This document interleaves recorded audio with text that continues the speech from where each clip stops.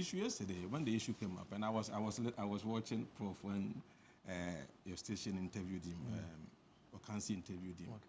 One thing that struck me was the fact that all the things that she was entitled to have included a gardener, and I was asking myself, does she stay at a place where there has to be a gardener? No, because possibly where she's staying, there's no garden there to have a gardener. So who is going to receive that money at the end of the day? I mean, is it the case that where she stays, she has personal security, or maybe where she stays, there's a company that is in charge of the whole area? I mean, we need to look at some of these things so that we are a struggling nation.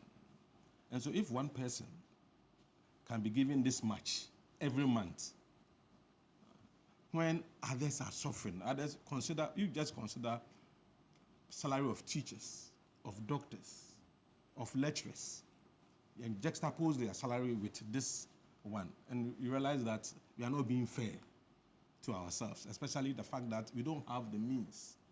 We don't really have the means to be able to do some of these big things. And I don't know, yesterday Prof said something, and I agree with Prof, that the president should look into some of these things, because it's not just about reducing numbers.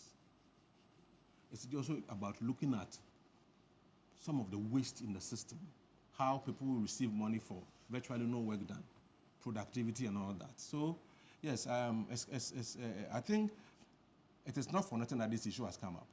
I believe that the president should take advantage of this and look into some of these things and see how we can sanitize our public sector to cut down expenditure and waste from the system.